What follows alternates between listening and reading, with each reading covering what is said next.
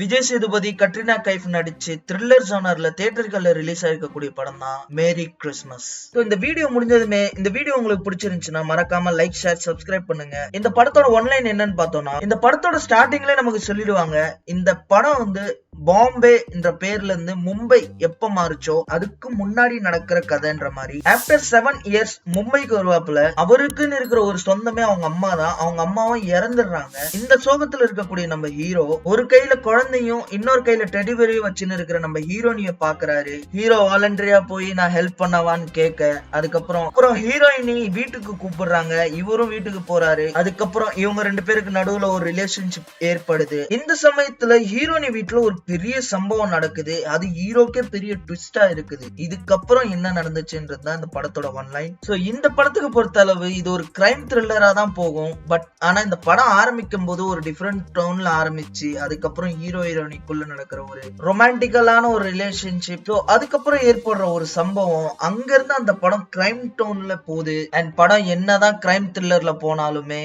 அங்கங்க நடுவுல நடக்கிற ஒரு ஹியூமர், டார்க் காமெடி மாதிரி கொண்டு போயிருந்தாங்க. அதுவுமே நல்லா ஒர்க் அவுட் ஆயிருந்துச்சு. நடிப்பு பிரகாரம் சொல்லணும்னா நம்ம விஜய் சேதுபதிக்கு என்ன கதாபாத்திரம் கொடுத்திருந்தாங்களோ அதை நல்லாவே பண்ணியிருக்காரு. அண்ட் கட்ரினா கைஃப்க்கு கொடுத்த கதாபாத்திரம் நல்லாவே பண்ணியிருந்தாங்க. இந்த மொத்த படமுமே இந்த லீடு கேரக்டரான இவங்க 2 பேரோட ஷோல்டர்ல தான் போகுது. இவங்க இல்லாம ராதிகா சரத்குமார் அண்ட் பலரும் நடிச்சிருக்காங்க. அவங்களுக்கான கேரக்டரும் நல்லாவே இருந்துச்சு. ரொம்ப யூஸ் பண்ணலனாலும் அவங்களுக்கு கொடுத்த கதாபாத்திரத்தை அவங்க நல்லாவே பண்ணியிருந்தாங்க. ஒரு டெக்னிக்கலா நல்லாவே ஸ்ட்ராங்கான படம். சினிமாட்டோகிராஃபி ஆகட்டும், கலர் கிரேடிங் ஆகட்டும், செட் ஒர்க், ப்ரொடக்ஷன் டிசைன், இது எல்லாமே நல்லா பெர்ஃபெக்ட்டாவே பண்ணியிருந்தாங்க. அண்ட் இந்த படத்துல பெரிய டிராபேக் என்னன்னா, இந்த படத்துல இருக்கிற எல்லா கேரக்டர்ஸுமே ஓரளவுக்கு லைட் ஹார்ட்டடா தான் எழுதியிருக்காங்க. ஒரு டெப்தே இல்லாத மாதிரி இருந்திருக்கு. தனக்குன்னு இந்த உலகத்துல இருக்கிற ஒரே ஒரு அன்பான ஜீவன் அம்மா தான். அவங்களும் இல்லன்றப்ப அந்த ஒரு கேரக்டரோட எமோஷன் எப்படி இருக்கும்ன்றத வந்து இந்த ஹோல் த்ரூ அவுட் படத்திலேயே நீங்க பார்க்க முடியாது. விஜய் சேதுபதி அவர் ஒரு டிஃபரெண்ட் டோன்லயே தான் இருப்பாரு.